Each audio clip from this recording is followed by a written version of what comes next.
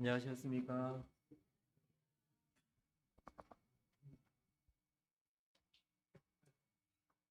우리 하나님 말씀 다니엘서 1장 말씀 보시겠습니다.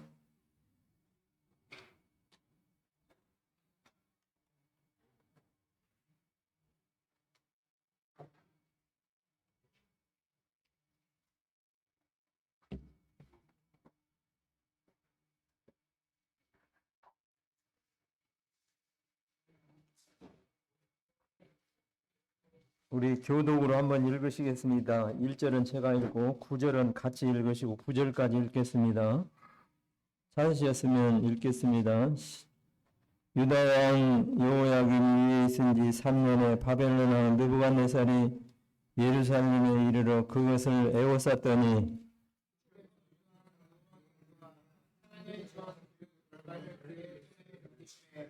그것을 가지고 시작한 자기 이스라엘 주변에 가져다가 그들의 보물창고에 두었더라. 왕이 황관장 아수부나에게 명하여 이스라엘 자손 중에서 왕족과 귀족의 몇 사람 지혜를 추천하며 지식을 분별하며 이스라엘 왕궁의 특별한 통치를 베이글에 베풀었고 그들에게 갈대아 사람과 어사를 가르치게 하였고 또 왕이 지정할 자기의 진미와 자기의 마시는 포도주에서 그들을 날마다 쓸 것을 주어 3년을 기르게 하였으니 이는 그 후에 그들로 왕의 앞에 모셔 서게 하려 함이었더라.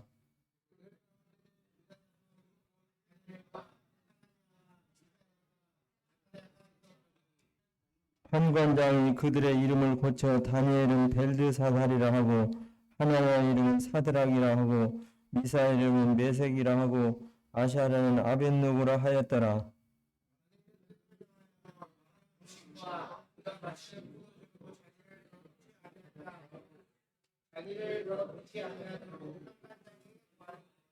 하나님이 다니엘로 환관장에게 은혜와 풍요를 얻게 하시니라.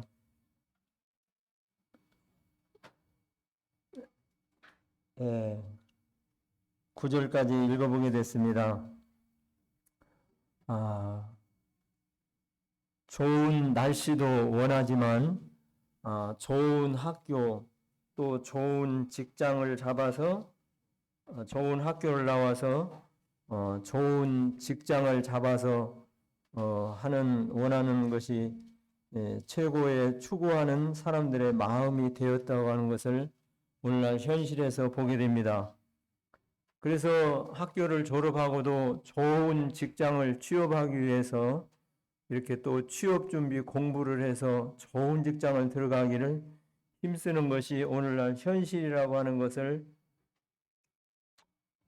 우리가 주변에서 보게 되고 또 느끼게 됩니다. 다니엘은 포로병 중에서 이렇게 바벨론 포로로 잡혀가서 어떻게 보면 좋은 환경에서 왕궁에서 이렇게 바벨론의 그 학문을 배우면서 그 문화를 배우면서 왕이 원하는 대로 또 이렇게 은혜를 베푸셔서 좋은 음식을 먹고 또 좋은 환경에서 이렇게 힘들게 일하기보다는 편안한 어떻게 보면 궁궐 생활 가운데서 이렇게 생활하는 그와 같은 포로병이었다고 하는 것을 우리 다니엘서를 통해서 읽어보게 됩니다. 그러면 참 생각하기를 다니엘은 얼마나 좋을까?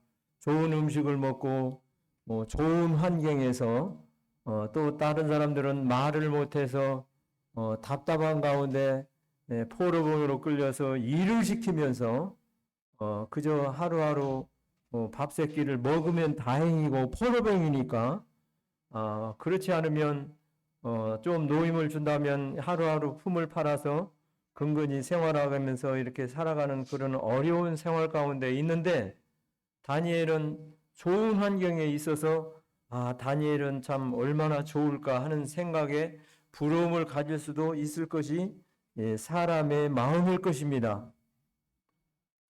그런데 좋은 환경이라고 해서 항상 좋은 것만이라고 말할 수가 없습니다. 왜 그러냐면 어쨌든 자유가 없는 포로병이고 또 어쨌든 최고의 환경에서 그렇게 모든 환경에 자유함을 주고 누리면서도 편치가 않는 것이 포로 생활이라고 하는 것을 보게 됩니다. 그런데 환경이 너무 좋기 때문에 어느 한편 보면 어려운 생활 가운데 있는 성도들이든 포로병이든 이런 사람들에게 소망을 갖게 합니다. 여러분, 지금 우리가 포로병으로 잡혀와서 이렇게 힘들게 사는데 여러분, 하나님께서 이 땅에서 우리가 포로로 잡혀왔지만 하나님께서 먼 훗날 기간이 깁니다만 70년 후에는 우리의 고토로 돌아갈 수 있는 희망이 있습니다. 힘내세요 하면서 위로하는 그 위로의 선지자도 있었다고 하는 사실이에요. 그런데 포로병 중에서 다니엘은 그냥 어떻게 보면 이 포로병 생활이지만 좋은 환경에서 좋은 음식 먹고 또 궁궐에서 생활하기 때문에 이 체제가 어떻게 보면 쭉 이어지는 자기의 삶이었으면 좋겠다 하는 생각을 가졌을는지도 모르겠습니다. 그런데 다니엘은 거기에 살면서 항상 좋은 것만은 아니었었는데 그 가운데서 하나님이 지키셨다 하는 것을 이 말씀에서 보게 됩니다. 지금은 예수님 믿기가 힘든 세대예요. 어떻게 보면 우리 어른들 살아가는 세대에는 예수님 믿기가 힘들었지만 그래도 의지하고 믿을 것은 예수님밖에 없었던 시대가 있어요. 조상이 믿는 미신으로 인해서 제사를 잘 드리고 하나님 이 선영을 공경을 하면 복을 받는다고 하는 우리나라 유교 사상 전해오는 이야기가 있습니다. 근데 유교로 제사를 잘 지내고 집에 가난한 형편에 얻은 이런 유구무구하고 제사는 다 지내는 것이 우리나라 유교 사상을 지닌 선조들의 그와 같은 삶이라고 말할 수가 있을 것입니다. 그런데 유교로 제사를 잘 지내서 거기에 보응으로 받았던 것이 뭐예요? 일제 삼식윤사에 그냥 고통만 익살나게 하고 어려움을 당하고 아주 고통은 말할 수 없이 많은 사람이 생명 잃고 어려운 삶을 살았는데 조상을 잘 섬긴다고 제사를 드렸던 것이 헛거였던 거예요. 조상이 잘 돌봐야지. 국민들이 이렇게 볼모로 해서 우리나라 각각 그냥 그 포로병으로 끌려가서 제2차 세계대전에 많은 피해를 입고 국민들이 어떻게 보면 노예와 짐승 취급을 당하면서 그 어려움을 겪고 그랬는데 그 후로 복음이 들어온 이 한국에는 예수님 믿기가 핍박이 있으면서도 의지할 분은 하나님이다 하는 것을 우리 어른들의 세대와 또 저희들이 살아가는 세대 중에서도 있었던 것 같습니다. 그런데 지금은 예수님 믿기가 힘든 거예요. 왜냐하면 집에 너무 환경이 좋으니까 또 집에 먹을 것이 많이 있으니까 또 모든 것이 이렇게 궁핍함이 없는 세대 가운데 바꾸는 사람이 없는 세대가 지금 하나님께서 축복해 주신 이 세대라고 말할 수가 있을 것입니다. 얼마 전에 제일공원이라고 저희 사는 데에서 조금 떨어져 있는데 거기를 가면 사람들이 이렇게 걷기를 하는 이런 그 나이롱 그 무슨 장판같이 생긴 거를 깔아 놓았는데 거기를 걷는 거예요. 평지를 이렇게 구불구불구불 해가지고 그래서 거기를 낮에 가본 적이 있었습니다.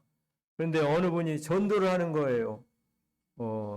전도를 하는데 그냥 전도를 하는 게 아니라 빵에다 잼을 발라가지고 맛있는 빵을 가지고 자기 교회 주소록을 같이 주면서 이렇게 전도를 하는데 저한테도 이제 전도를 하는 거예요. 저는 예수님을 믿습니다. 그러니까 그러시면 아저씨 이렇게 이 종이는 가져가지 마시고 빵 좀 하나 드세요 하면서 빵을 한 조각 주는데 아주 맛있어요. 그래서 저는 받아 먹었는데 그 다음에 이 어린이들에게 전도를 해야 될 거 아니에요. 맨입으로 전도를 해서 듣지를 않고, 얘들아 너희들 요거 와서 빵 좀 먹고 그래라 그러면서 애들에게 얘기하는데 애들이 관심이 없어요. 그 전에 배고픈 시절에 크리스마스 날 교회를 오라고 하면, 그래서 크리스마스 날 교회를 가면 다른 건 몰라도 먹을 것을 받을 수 있기 때문에 교회 갔던 시절이 있는데, 지금은 먹을 것이 풍부하고 또 손만 뻗으면 어떻게 보면 핸드폰이 주변에 있지요. 또 리모컨이 있어서 텔레비를 볼 수 있고 심심하지 않지요. 너무나 좋은 세상이에요. 아쉬울 것이 없고 예수님을 그리워하고 찾고자 하는 시대가 아니라고 하는 사실이에요. 그래서 좋은 환경이 우리에게 좋은 것만이 아니라 어려운 가운데 먹을 것도 귀하게 여길 줄 알고, 배고플 때 이렇게 배고파 본 사람이 이 배고픔의 그 어려움을 알고 그런 것이지, 너무나 우리 자녀들이 살아가는 이 시대에는 좋은 환경이기 때문에, 그런데 다니엘은 참 좋겠다 하는 생각을 가지는데 좋은 것만이 좋은 게 아니라고 하는 거예요. 그런데 이 환경이 너무 좋아서 이렇게 관심이 없던 이와 같은 시절이었지만, 다니엘은 그 가운데에서 이렇게 믿음으로 하나님 앞에 삶을 살았다 하는 것이 오늘 저희들이 하나님이 주시는 교훈을 받고자 하는 마음입니다. 1절을 보겠습니다. 유다 왕 여호야김이 위에 있은 지 3년에 바벨론 왕 느부갓네살이 예루살렘에 이르러 그것을 에워쌌더니 말씀하십니다. 이 여호야김이라고 하는 왕은 유다의 둘째 아들입니다. 그런데 본명은 엘리야킴인데 애굽의 왕 바롯느고가 이름을 고쳐서 큰아들을 이렇게 그 왕권에서 제해버리고, 이 엘리야김이라는 이 이름을 고쳐서 여호야김이라고 이름을 바꿔서 이 왕을 애굽 땅 바롯느고가 세운 거예요. 그래서 이 여호야김이 이렇게 왕좌에 올랐습니다.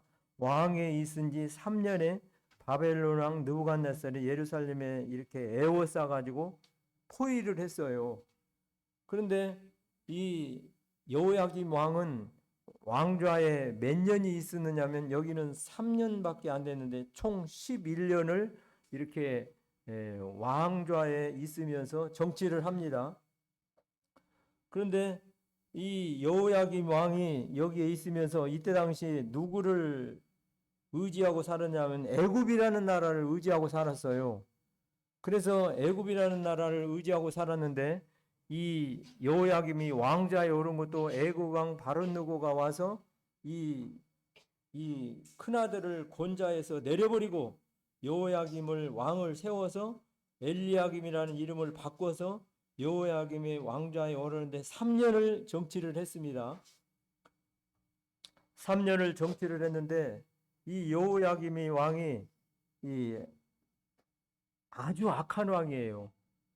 에레미야가 하나님 말씀을 들려줬습니다. 그래서 에레미야가 하나님 말씀을 들려줄 때 듣다가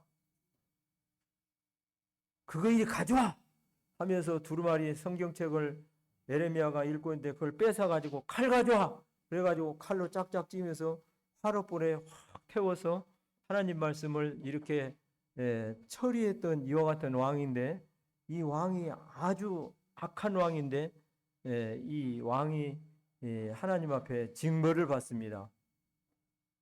총 11년이라는 이 왕좌에 올라서 정치를 하는데 이제 3년밖에 안 됐는데 나머지 8년이라는 기간도 하나님 앞에 은혜를 주는 기간이었는데 그 시절에도 악하게 정치를 해요. 그래서 하나님 앞에 우리에게 주어진 은혜를 우리가 감사히 알고, 이 왕은 하나님을 반역하고 거역했습니다만 하나님께서 은혜를 주실 때, 기회를 주실 때 우리가 하나님을 잘 섬기는 이와 같은 사람이 되어야 되겠다 하는 생각을 갖게 됩니다. 이 왕이 이렇게 하나님 말씀을 불순종하고 하나님을 거역한다는 것은 그 시대에 그 백성들의 신앙 상태가 그렇다고 하는 거예요. 역대하 12장에 보게 되면 이 르호보암이 하나님 앞에 그렇지 않았을 때도 있었습니다만 나라가 견고히 쓰고 세력이 강함에 여호와의 율법을 버리니 온 백성이 본받는지라 하는 말씀을 역대하 12장에서 읽어보게 됩니다. 그래서 이 왕이 하나님을 등한시하고 하나님을 대한 신앙을 버린다는 것은 백성이 똑같은 거예요. 이 에레미야 26장에서 한번 찾아보겠습니다. 에레미야 26장 1절부터 몇 절 보게 되면 유다 왕 요시야의 아들 여호야김이 죽기 초에 여호와께서 이 말씀이 임하니라. 가라사대 나 여호와가 이같이 말하노라. 너는 여호와의 집들의 모든 성읍에서 여호와의 집에 와서 경배하는 자에게 내가 내게 명하여 이르게 한 모든 말을 고하되 하나도 감하지 말라. 여호와 집에 백성들이 왔었는데 제사장들도 왔었고 서기관들도 왔었는데 그 사람들에게 하는 말을 하나도 감하지 말라고 말씀하십니다. 10절부터 몇 절 더 읽겠습니다. 유다 방백들이 이 일을 듣고 왕궁에서 여호와의 집으로 올라와서 여호와의 집 세문호기에 앉음에 제사장들과 선지자들과 방백들과 모든 백성에게 말하여 가로되 이 사람은 죽음이 합당하니 너희 귀로 들음같이 이 성을 쳐서 예언하였느니라. 예레미야가 모든 방백과 백성에게 일러 가로되 여호와께서 나를 보내사 너희의 들은 바 모든 말로 이 집과 이 성을 쳐서 예언하게 하셨느니라. 그런즉 너희는 길과 행위를 고치고 너희 하나님 여호와의 목소리를 청종하라. 그리하면 여호와께서 너희에게 선고하신 재앙에 대하여 뜻을 돌이키시리라. 보라 나는 너희 손에 있으니 너희 손에 선한 대로 옳은 대로 하려니와 너희는 분명히 알라. 너희가 나를 죽이면 정령이 무죄한 자의 피로 너희 몸과 이 성 거민에게 돌아보게 하리라. 이는 여호와께서 진실로 나를 보내사 이 모든 말을 너희 귀에 이르게 하였음이라. 예레미야가 백성들에게 여기 1절에 읽은 대로 유다 왕 여호와의 아들 여호야김의 초에 정권을 잡았을 때에 하나님께서 말씀을 하셨어요. 하나님께서 여기에 백성들이 여호와의 집 뜰에 모여서 경배하는 자들이에요. 그런데 이들이 하나님 앞에 경배하다고 여기에 표현됐지만 하나님 말씀을 2절부터 쭉 보게 되면 듣지 않고 청종치 않고 듣지 않고 쫓지 않고 불순종하면서 하나님을 경배한다고 하는 이와 같은 자들인데 에레미야가 말씀하셨습니다. 에레미야를 통해서 이 백성들이 앞으로 실로같이 이렇게 멸망을 당하고 또 백성들이 엄청난 이와 같은 포로로 잡혀갈 거니까 하나님 말씀을 듣고 돌이키라. 근데 듣지를 않는 거예요. 그러니까 에레미야에게로 몰려들어서 에레미야를 이제 죽이려고 하는 거예요. 사람이 등치 큰 사람이 와서 너 그냥 죽여버린다고 하는 위협적인 말만 해도 우리가 정말 겁을 먹게 되고 두려움을 갖게 되는데 에레미야가 참 얼마나 힘들었을까 하는 생각을 하게 됩니다. 근데 에레미야가 하나님께서 하신 말씀을 할 말을 다 하는 거예요. 너희는 분명히 알라. 나를 죽이면 죽이지만은 하나님께서 나를 보내서 너희에게 이와 같은 사실을 다 알게 하였느니라 하면서 이렇게 말을 하는데 여호야김이 어떤 사람이냐면 그 앞에 22장으로 가서 하나님 말씀 한 절 더 찾아보겠습니다. 22장 18절을 한 절 읽으면 여호와의 아들 요시야의 아들 여호야김에 대하여 이같이 말하노라. 무리가 그를 위하여 슬프다. 내 형제여 슬프다. 내 자매여 슬프다 아니할 것이며 21절에 보게 되면 내가 평안할 때에 내가 내게 말하였으나 내 말이 나는 듣지 아니하리라 하였나니 내가 어려서부터 내 목소리를 청종치 아니하는 것이 내 습관이라. 이렇게 말씀하십니다. 이 여호야김 이 왕은 어려서부터 요시아는 하나님 앞에 선한 왕이었어요. 아주 유월절을 지키고 좋은 왕이었는데, 선한 왕이었는데, 그 아버지의 하나님 말씀을 어려서부터 제사장들을 통해서, 선지자를 통해서 아들이니까 듣고 보고 배웠는데 듣지 않는 것이 습관이에요. 습관.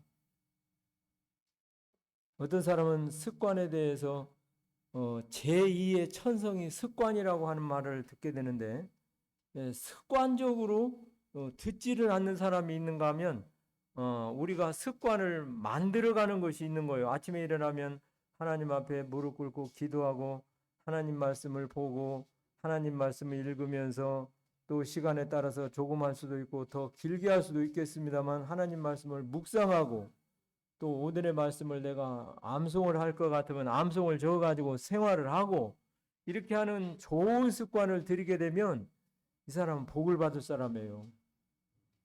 생각적으로 건전하고, 미국의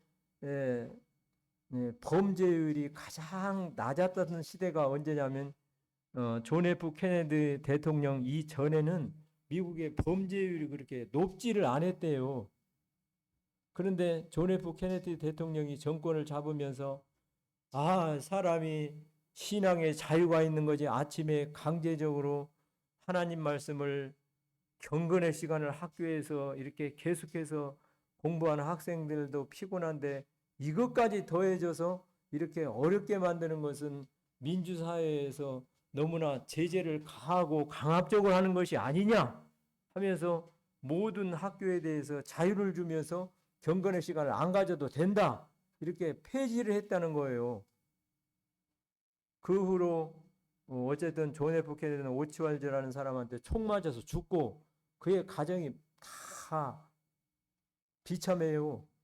존 F 케네디 대통령 죽고, 로버트 케네디 대통령 죽고, 에드워드 케네디 대통령은 이제 나중에 아들도 암 걸려서 그 고통을 받으면서 지금은 모르겠습니다만 그 가족이 그렇게 좋은 쪽으로 명문의 가정이지만 그렇게 어려움을 겪는 것을 보게 됐어요. 하나님 말씀을 폐해버려 가지고.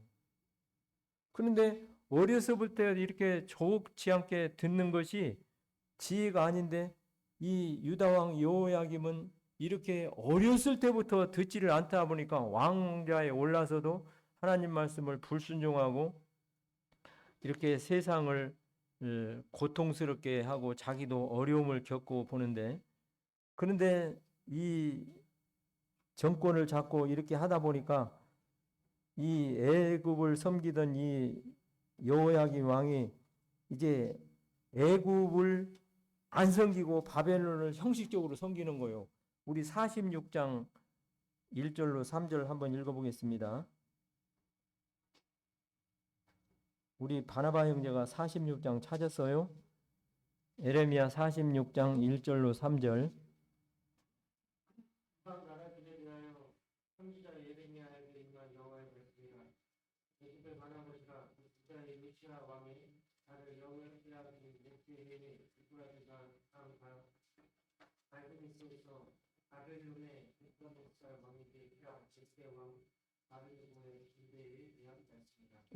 여기에 갈그미스 전투에서 바벨론 왕 느부갓네살에게 패한 애굽 왕 바로 누구의 군대에 대한 말씀이라.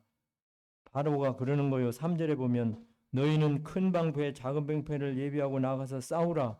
계속 명령을 내려요. 그런데 전세는 기울어졌어요. 바벨론 쪽으로 승리가. 근데 계속 왕이 싸워라. 가서 싸워서 전투를 해서 이겨라. 근데 여기에서 그냥 생각지 않은 이와 같은 패배로 인해서 애굽이 이제 세계 이런 제국이 못 되고 바벨론에게 뺏겨버렸어요.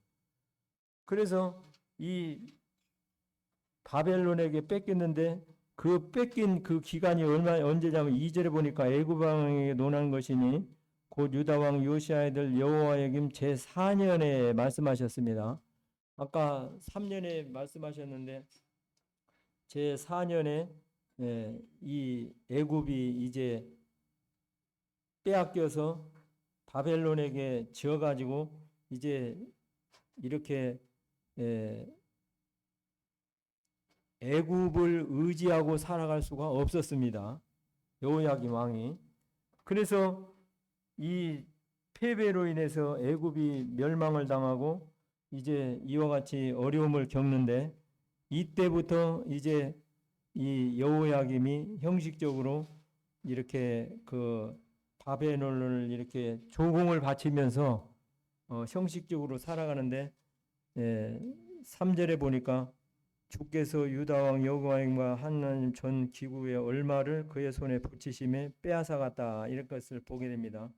그래서 이후로 그 성전에 좋은 기구만 빼앗아간 게 아니라 사람들을 잡아갔습니다. 사람들을 잡아가서 왕족과 지혜가 충만한 사람, 흠이 없고 아름다우며 재주를 통달하며 지식이 구비하며 아름다운 귀족들을 이렇게 잡아가 가지고 이렇게 거기에서 왕궁을 위해서 나중에 참모로 쓰기 위해서 이렇게 학문을 가르치고 하는 것이 오늘 다니엘과 그 세 친구들과의 일이라고 하는 것을 보게 됩니다. 그런데 5절에 보니까 왕이 지정하여 자기의 진미와 자기의 마시는 포도주에서 그것들의 날마다 쓸 것을 주며 3년을 기르게 하였으니 세상에 이렇게 보게 되면 네 사람을 만들기 위해서 이렇게 많은 투자를 합니다. 안산에도 저 라성 지역이라고 하는 라성호텔 그 지역이라고 하는 정용장이라고 하는 분이 있는데 그전에 그분들 이름이 정용장이에요. 근데 안산에 본토병이고 땅도 많고 재산도 많고 내술 안 얻어먹은 사람은 없다 할 정도로 많은 사람에게 돈을 쓰는데 내 술 먹고 내가 사주는 밥 먹고 나를 반대하는 사람은 없다는 거예요. 그래서 바벨론 왕이 다른 건 몰라도 3년 동안 내가 주는 진미와 내가 주는 밥을 먹으면서 내가 가르치는 이 학문을 배우면서 내 사람 안 될 사람은 없을 것이다. 세계의 권력의 제1인자인데 하면서 3년을 이렇게 가르치는 거예요. 나중에 이제 바벨론 나라가 영구히 이렇게 보존되고 나라의 어떤 지혜를 위해서 참모들을 기르기 위해서 하는데 다니엘이 또 세 친구와 함께 이와 같이 여기에서 교육을 받으면서 생각을 가게 됩니다. 이 세 친구는 얼마나 참 어떻게 보면 부러운 일이 아닐 수가 없잖아요. 좋은 환경에서 좋은 음식을 먹으면서 또 사람들은 말을 못하고 더듬거리고 못 알아들으면 어려움을 겪고 그러는데 학문을 배우면서 그러니 얼마나 좋은 거예요. 그런데 이 사람들이 세상에 바벨론에가 살면서 그들이 자신의 모든 것을 흐트러뜨리지 않고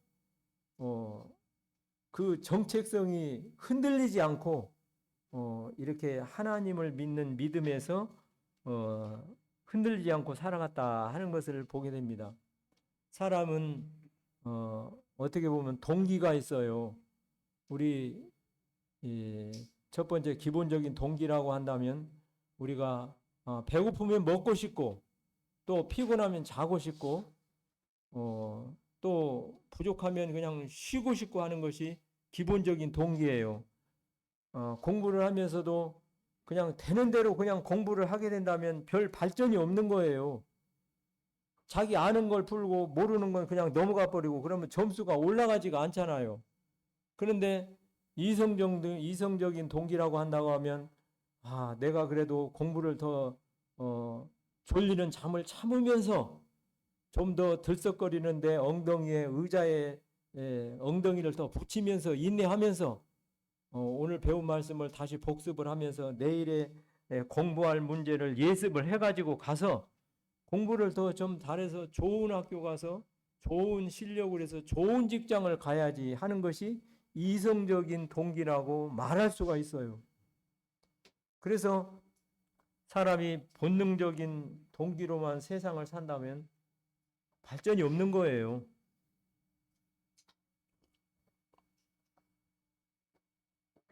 그래서 좀 더 우리가 나은 삶을 위해서 이성적인 동기로 어려운 가운데서도 참으면서 배고픈 것도 참으면서 공부를 하고 집에 가서 밥을 먹고 그래서 학원도 늦게까지 가기도 하면서 학교까지 야자 학습을 하면서도 참고 하는 것이 이성적인 동기예요. 그런데 많은 사람들이 이 어렵게 해서 이제 공부도 잘해서 좋은 학교 가서 좋은 직장에 가면 거기에 머물러 버리는 것이 많은 것이 사람의 한계라고 하는 것입니다. 근데 우리 신앙을 가진 성도들의 자녀들은 어디까지 가야 되냐? 우리 신앙적인 동기까지 가야 된다는 거예요. 신앙적인 동기까지 가야 되면 고린도전서 말씀에 보게 되면 그런즉 너희는 먹든지 마시든지 무엇을 하든지 하나님의 영광을 위해서 하라. 고린도전서 10장 31절에 말씀하십니다. 내가 좋은 직장 들어가서 내가 많은 월급을 받고 내가 이렇게 잘 돼서 내게 시간적인 여유로움이 있고 거기에 만족해서 하나님을 멀리 한다고 하면 그건 지혜가 아니에요. 그래서 고린도 성도들에게 너희는 뭐 먹든지 마시든지 무엇을 하든지 하나님의 영광을 위해서 하라. 이 직장 생활이라고 좀 다니면서 직장 생활을 그만두고 자영업을 하는 사람은 얼마나 시간이 자유롭고 좋고 돈도 많이 벌 것이고 좋을까 하는 부러움이 있는 것이 직장 다니는 사람들의 소원입니다. 나도 이거 직장을 그만두고 언제 좀 내 사업을 자유스럽게 하고 좀 돈도 좀 벌고 시간도 좀 다려서 여행도 다니고 좀 또 믿음이 좋은 사람들은 내가 봉사도 좀 많이 하고 그렇게 해야 될 텐데 어떻게 할 수 있을까? 근데 성도님들 그것은 어떻게 보면 그렇게 되는 이런 하나님의 허락하심도 있겠습니다만 시작은 꿈이에요. 그냥 자영업하시는 분들이 그렇게 만만치가 않아요. 어려울 때는 월급쟁이로 직장 잘 돌아가는 직장에서 근무하는 것도 좋은 거예요. 그래서 사람은 신앙적인 동기까지 가야 되는데 그런데 신앙 동기까지 가기 위해서는 여러 가지로 우리가 극복해야 될 것이 있잖아요. 아침에도 하나님 앞에 일어나서 경건의 시간을 내가 내 의지대로 다 잘 되지는 않습니다만 그러나 힘을 써서 해야 되잖아요. 우리 아들도 그랬습니다만 우리 성도님들 자녀들은 애야 학교 가는데 일어나고 경건의 시간 갖고 해야지 그러면 뻘떡 일어납니까? 그런 학생들 같으면 얼마나 좋겠어요. 그런데 훈련을 해야 되는 거예요. 이 다니엘은 궁궐에 가서 이렇게 편안하게 하는 것이 아니라 눈치는 더 많이 봐야 돼요. 그런가 하면 거 가서 좋은 게 좋게만 여겨지는 것만은 아니에요. 왜 나는 뭐 나라가 망했어도 나는 이렇게 잘 먹고 잘 살고 또 이렇게 잘 있는데 하면서 하는 아니란 생각으로 가질 수도 있겠습니다만 어떻게 보면 정체성이 흔들려 버리는 거예요.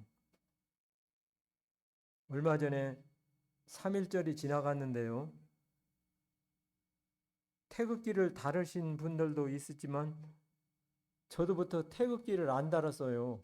그 전에 대한독립 만세 소리가 전국 방방곡곡에 메아리치면서 얼마나 해방에 대한 기쁨이 컸겠어요. 우리가 해방을 겪어본 사람이 아니라 후세대에서 살아온 사람인데, 그런데 이런 거에 대해서 그렇게 그냥 크게 의미가 그냥 쇠퇴되는 것 같아요. 그런데 거기에 가서 바벨론에 가서 이렇게 오랜 세월을 살다 보면 그냥 정체성이 흐트러지는 거예요. 그냥 그리고 그런 것이고, 나 잘 먹고 잘 살고 나 편하면 좋은 거지 뭐, 다른 사람이 어떻게 살든 어쨌든 간에, 그런 생각으로 신앙에 대해서 흐트러지고 하나님에 대해서 생각이 이 적극적인 믿음보다는 소극적으로 떨어질 거 아니에요. 그런데 다니엘은 학생이었었지만 하나님을 믿었던 사람이고, 하나님께서 또 저 훗날에 보면 우리가 지금은 이래도 에레미야에 나오시는 하나님 말씀, 예루살렘의 황무함이 70년 만에 마치리라 하는 그와 같은 믿음을 바라보면서 하나님을 바라봤기 때문에 정체성이 흔들리지 않던 거예요. 우리 흔들린다는 것은 어떻게 보면 타락의 시작이에요. 아담이 하와가 먼저 그랬죠. 뱀이 네가 하나님께서 이 모든 실과를 다 먹지 말라 하셨느냐? 그렇게 질문했을 때 아니다. 하나님께서 선악과를 먹으면 죽을까 하노라 이렇게 대답을 했지만 죽지 아니하리라 하면서 주장을 강력하게 했을 때 아시 가서 보니까 보암직도 하고 먹음직도 하고 지혜롭게 할 만큼 탐스럽기도 한 나무인지라 하면서 어떻게 했어요? 생각이 흔들리기 시작하는 거예요. 그래서 우리 어떤 일에든지 흔들리기 시작하면 내가 이게 지금 기울어지고 있구나. 좋은 쪽으로가 아니라 연약한 쪽으로 기울어지고 있구나. 이렇게 생각을 하고 다시 골로새서에 있는 말씀을 붙잡아야 돼. 너희가 예수 그리스도를 주로 받았으니 그 안에서 행하되 그 안에 굳게 서서 신앙을 굳게 서야 돼요. 하나님을 붙잡고. 그런데 흔들리기 시작하면 이렇게 신앙이 퇴보가 되잖아요. 그래서 이렇게 흔들리기 시작하는 데서부터 문제가 기울어진다고 하는 사실이에요. 그런데 이 사람들이 정체성이 흔들리기 쉬운 것이 뭐냐면 이름을 바꿨어요. 사드락, 메삭, 아벳느고를 이렇게 이름을 고쳐서 이렇게 벨드사살과 미사엘과 메삭이라고 하고 아벳느고라고 바벨론 이름으로 이름을 고쳐서 이들을 이름을 부르고 그들에게 좋은 이런 환경에서 좋은 음식을 먹고 하다 보면 살도 둥실둥실 찔 거 아니에요. 모든 것이 둔해집니다. 정체성도 흔들리는 거예요.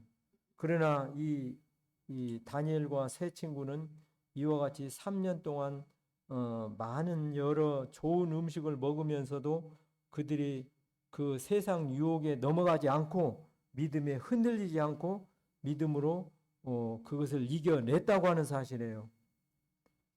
그래서 우리도 세상 살면서도 어떤 유혹이 어떻게 올지 모르는 거예요. 그냥 교회 가지 말라고 그거 하지 말라고 이렇게 반대를 굳고 하게 되면 그것은 그래도 나름대로 이렇게 생각이 있고 주장이 있어서 그런데 교회 주일날 꼭 가야 되냐? 이번에 여행을 가야 되는데 너 그냥 같이 가고 좋은 그곳에 가는데 기회가 자주 많지 않으니까 우리 함께 가지 않겠느냐? 그렇게 좋은 유혹이 온다면 어떻게 했어요? 기회가 자주 있는 게 아니에요. 여행 갈 수 있는 기회가. 그것이 우리 사람의 연약한 마음의 흔들림이라고 하는 사실이에요. 그래서 좋은 음식과 그 이름을 바꿔서 제가 한교체인데 홍길동으로 바꿔서 이름을 홍길동 그러면 정체성이 혼란이 오는 거예요. 그런데 다니엘은 다니엘의 이름이 뭐예요? 하나님은 재판장이시다 하는 뜻이 있어요. 그는 하나님 앞에 그의 삶을 보게 되면 재판장에서 앞에서 살아가는 것과 같이 청렴 결백하게 그는 살아가는 것을 보게 됩니다. 그래서 그렇게 살아오게 되는데, 근데 그의 고민이 있어요. 그에게 주는 음식은 그냥 이렇게 그냥 산의 진미로 고기와 맛있는 것과 모든 좋은 것을 다 주는데, 그것이 어떻게 됐느냐? 바벨론 우상에 바쳐지고 난 다음에 이렇게 이 포로병들 다니엘과 이 세 친구들에게 주는 음식이라는 것을 알고 하나님 앞에 얼마나 기도를 많이 했겠어요. 그래서 하나님 앞에 뜻을 정하여 8절에 보니까 다니엘은 뜻을 정하여 왕의 진미와 그의 마시는 포도주로 자기를 더럽히지 아니하리라고 자기를 더럽히지 않게 하기를 환관장에게 구하니 하나님이 다니엘로 환관장에게 이렇게 말을 했습니다. 그런데 환관장이라고 하는 이 사람은 하나님 믿는 사람이 아니었습니다. 그리고 이 환관장은 음식을 잘 만들어서 이 다니엘과 세 친구들에게 잘 먹게 해서 이들이 건강하고 이들이 바벨론 학문을 배우면서 3년 동안 잘 자라서 왕 앞에 이렇게 학문으로 잘 배워서 잘 이렇게 훈련된 이와 같은 젊은 청년들로 훗날에 참모진으로 잘 쓰기 위해서 먹이고 입히는 사람이지 이 하나님 믿는 사람이 아니었습니다. 그런데 이 환관장에게 이와 같은 일을 할 때 환관장이 그런 생각을 했을지도 모르겠습니다. 이 포로병 주제에 이놈의 새끼들 먹는 대로 주는 것도 감지덕지 해야지 뭐 이렇게 뭐 채소를 달라고 가짜지도 않게 이렇게 핀잔을 줬을지도 모르겠습니다. 그러면서 그들의 생각을 이렇게 꺾어버릴 수도 있는 거예요. 안 돼! 나는 너희들을 잘 먹여서 건강하게 하는 이와 같은 그 사람이지 너희들이 이렇게 삐쩍 말라가지고 이렇게 왕 앞에 너희들이 혈색이 그냥 좋지 않고 그러면 나는 안 되니까 그건 안 돼! 이렇게 거절할 수 있는 거예요. 그런데 하나님께서 그 다음 말씀 보면 하나님께서 환관장에게 은혜와 긍휼을 얻게 하신지라 이렇게 말씀하셨습니다. 다니엘이 뜻을 정한 것은 왕이 기뻐하는 뜻이 아닌 거예요. 몸이 빈약한 것을 원하는 것이 아니에요. 그런데 하나님 앞에 이와 같이 기도하면서 환관장에게 은혜를 구했을 때 이들에게 긍휼을 얻게 하셨다 하는 것을 보게 됩니다. 우리 성도님들 하나님 앞에 뜻을 정해야 되겠습니다. 우리가 새해 들면 하나님 앞에 하나님 올해는 내가 무엇도 좀 이렇게 주님 안에서 뜻이 있습니다. 그러면서 이렇게 계획을 세우고 뜻을 세우고 이렇게 하는 것이 우리 사람의 마음이고 성도들의 믿음 안에서 비전일 것입니다. 그런데 어떻게 뜻을 잘 이루셨습니까? 어떻게 1월 달이 얼랑뚱땅 가다 보니까 그래도 신정 때는 못해도 구정에 새로 2월 달부터 새로라도 해야지 하면서 또 정했어요. 근데 2월 달 또 허겁지겁 이렇게 시간이 갑니다. 그렇게 연약한 것이 우리 생각과 우리 계획인데 하나님 말씀에 보니까 솔로몬도 뜻을 정했던 것을 보게 됩니다. 솔로몬이 궁궐을 지키러 결심하였더라 하는 것을 하나님 말씀 열왕기서에서 보게 되고 또 누가복음에 보면 우리 주님께서 예루살렘에 올라가기로 결심하니라. 신앙이 결심이 있어야 우리가 발전이 있는 거예요. 그냥 그렇게 되는 것이 아니에요. 룻기서에 보면 나오미가 큰 며느리 오르바하고 둘째 며느리 룻에게 이렇게 말을 합니다. 내게 지금 자녀가 없다. 그러니까 내가 자녀를 낳을 수도 없는 것이고 또 낳아서 키운다고 해도 너희들에게 신랑감으로 줄 만한 이와 같은 것이 못 되니까 너희들은 너희 동족에게서 돌아가서 우리 집에 와서 고생을 했으니까 너희는 행복하게 잘 살기 위해서 돌아가라. 이렇게 말했을 때 그 오르바는 나오미와 입맞추되 룻은 나로 어머니에게 돌아가게 하라고 말하지 마소서 하면서 가기로 굳게 결심함을 보고 나오미가 말하기를 그치니라 하는 것을 보게 되는데, 이 룻이 부초짰다는 말의 뜻을 보게 되면 한 발 더 다가서다 하는 뜻이 있어요. 그래서 우리가 뜻을 정하는 다음 이야기로 한다면 결심한다는 의미가 있는 거예요. 신앙에 결심을 해야 되는 것이 지혜라고 하는 사실입니다. 어떤 사람이 생활은 어렵고 힘드는데 요새 경기도 안 좋잖아요. 그런데 생활은 어렵고 힘드는 상황인데 차를 하나 바꿔야지 생각을 했는데 경기가 이렇고 다 들어오는 수입이 없으니까 자기 차를 갖다서 당신 차는 꼴통품이야 꼴통품 20만 킬로나 타고 당신 차는 곰탱이야 곰탱이 하면서 핀잔을 주는 이와 같은 어긋장난 이야기를 들으면서 운전을 했어요. 그런데 차를 알아보니까 요새 전기차니 하이브리드 차니 차값이 만만치가 않은 거예요. 이 사람이 뜻을 정했습니다.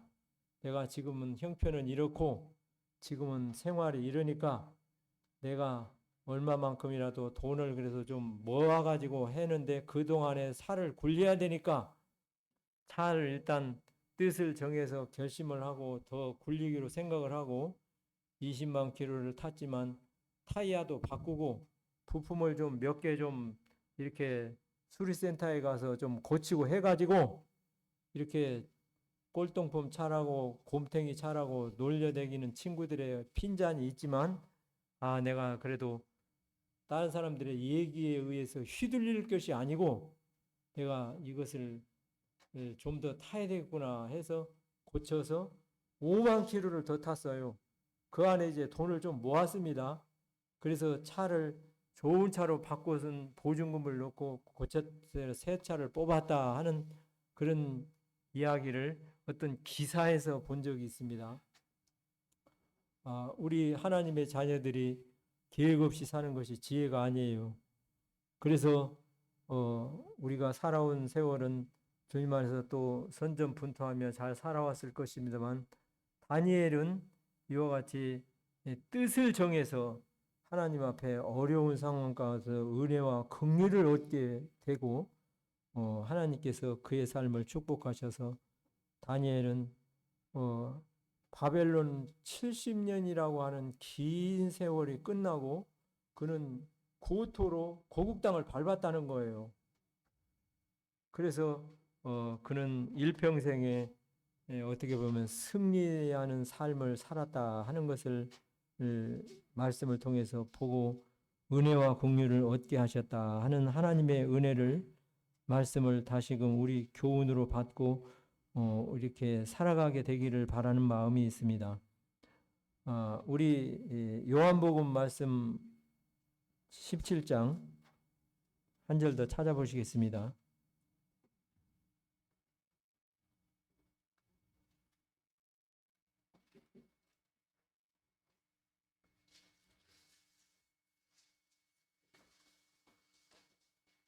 17장 14절부터 17절까지 우리 한 목소리로 찾으셨으면 읽어보시겠습니다. 시작.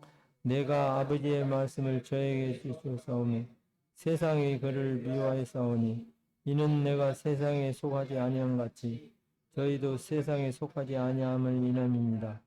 내가 배없는 것은 세상에 데려가기를 위함이 아니요 오직 악에 빠지지 않게 보존하기를 위함입니다. 내가 세상에 속하지 아니함 같이 저희도 세상에 속하지 아니하였사오니 저희로 진리로 거룩하게 하옵소서. 아버지의 말씀은 진리니이다. 예. 우리가 세상에 살지만 세상에 속한 자가 아니요 구원받은 사람은 하늘에 속한 자인 것입니다. 다니엘이 바벨론 사람이 아니에요. 유대인이라고 하는 사실입니다.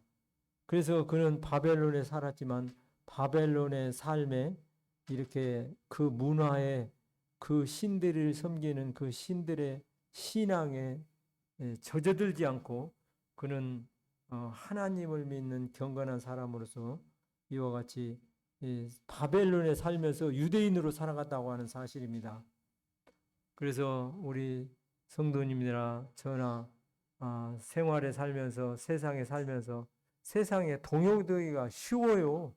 세상에 휩쓸리기가 쉽습니다. 그러나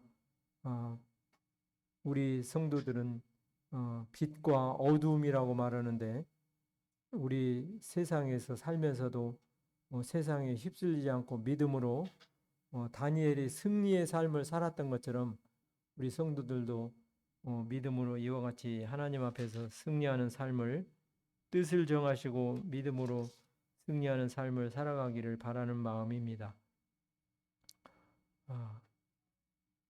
디모데전서에 보게 되면 그러므로 이 모든 일에 전심전력하여 너희 진보를 모든 사람에게 알게 하라. 어제의 한 날이 오늘과 똑같은 시간으로 우리가 지나는 것이 지혜가 아니에요.